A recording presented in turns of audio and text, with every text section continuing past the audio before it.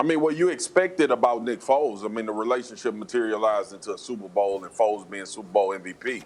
The entire situation he's right. Frank Reich has said the perfect thing. This is Carson Wentz's team. We traded for him to come and be the starter. But you may not have Carson Wentz, Frank. And if you listen, it's one thing I've missed. Let me get on myself. Here we go. Maybe Jacob Eason has shown them that he's the guy. Maybe Jacob Eason is the guy to put in this position, and you feel like you'll be fine if Carson can't come back the first 5 to 6 weeks of the season. I don't believe it, damn it. And I know there's a guy you won a Super Bowl with. I know that guy is third on his team's depth chart right now.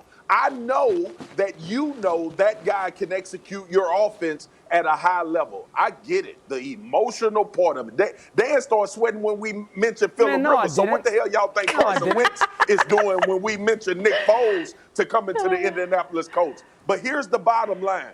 The bottom line is this. The responsibility, and Frank Reich knows this, and I'm sure he understands this. The responsibility is to the rest of the Indianapolis Colts football team as well. So I have to assume that he feels Jacob Eason gives them the best opportunity to win. Because if he doesn't, and he's worried about how Carson would feel, he's doing himself and his job and his team a disservice. And I said that.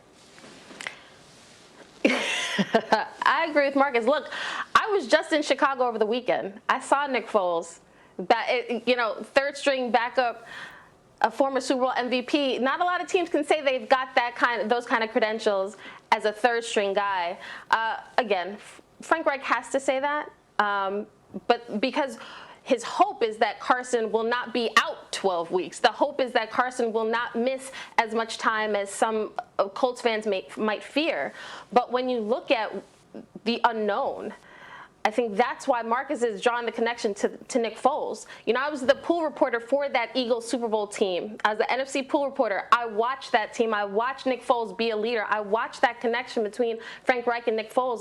And obviously Carson Wentz, before he got injured, it's undeniable their connection. So that's why it makes sense.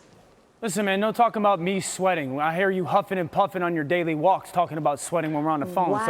So don't talk to me about that. Wow. I would say this in relation to Nick Foles. I believe that Chris Ballard, the Colts general manager, is a very smart guy. And their head coach, Frank Reich, is a very smart guy. Smart people learn from history. And smart people learn from other people's mistakes. Nick Foles ain't coming to Indy. Yeah, Dan, I think that's well said. And while it makes sense on the surface, it seems highly improbable. I got a question. Phil, what do you got, Swagoo? Don't try to save him. I got a question. What? What's the answer if they start 0-3? And Carson Wentz is coming back when? They 0-3 because Jacob Eason's thrown 2 touchdowns and 10 interceptions. Well, then the situation changes. But if they're 0-3 and Jacob Eason is playing good, sound football, well, they've lost to 3 good football teams that are going to be playoff football teams. And if Carson Wentz is coming back and on his way back and Eason is playing solid football, you don't go risk a 4th-round pick and $9 million over the next 2 years and bring in a guy that has a past with the guy that you brought in. How come no one's talking about Colts and every word out of the Colts organization saying how excited they are for what Carson Wentz has shown them this offseason?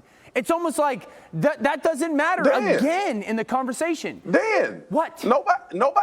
Nobody's questioning that. He's injured.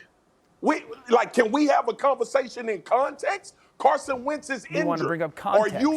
Listen, like I said, are you in the best position you feel, Frank Reich, and the rest of this organization? It's a legitimate ask from everybody. But Marcus, the question isn't always in the best situation with Jacob Eason. Marcus, the question isn't solely the individual time frame you're in right now. Yeah. The role of a general manager is to think about now and think about the future at the same time. And bringing in Nick Foles might band-aid right now, but also compromises multiple aspects of your future.